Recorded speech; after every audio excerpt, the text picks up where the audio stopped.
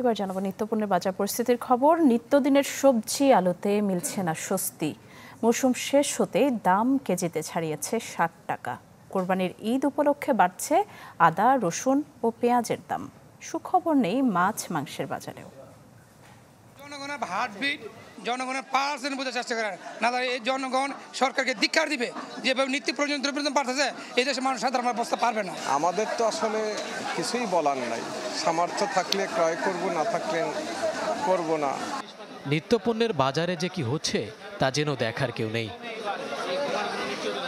মোটা চালের চেয়েও এখন আলুর দাম বেশি, বিক্রি হচ্ছে 55 থেকে 65 টাকায়। গেল বছরের এই সময়ে যা বিক্রি হয়েছে সর্বোচ্চ 40 টাকায়। কোরবানির ঈদ ঘিরে বাড়তি মুনাফার ভূত চেপেছে পেঁয়াজ, রসুন, আদার বাজারে। 10 টাকায় বেড়ে পেঁয়াজ 75 থেকে 90, আদা 260 থেকে 280 আর রসুন বিক্রি হচ্ছে 240 টাকা কেজি দরে।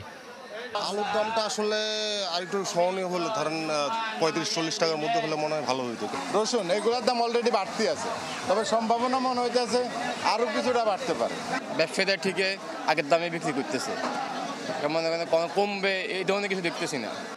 পেঁপের দাম কিছুটা কমলেও 80 টাকার কমে মিলছে না বেগুন, ঊর্ধ্বমুখী টমেটো, শসা, পটল সহ অধিকাংশ কাঁচা পণ্যের দাম। আর মাসখানেক আগে 70-80 টাকায় বিক্রি হওয়া কাঁচামরিচের দর এখন 200 ঘরে। 70-80 টাকা নিচে কোনো সবজি দাম নাই। আমাদের যে ক্রয় ক্ষমতা তার বাইরে চলে গেছে।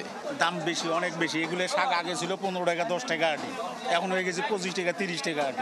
রুজিটা বৃদ্ধি হতো, আয়টা বৃদ্ধি হতো, তাহলে মানুষ এটা তার সাধ্য মতো হতো। এখন তার সাধ্যের বাইরে।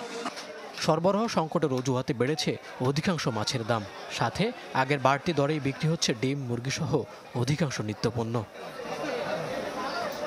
মইনুল হাসান, চ্যানেল 24, ঢাকা।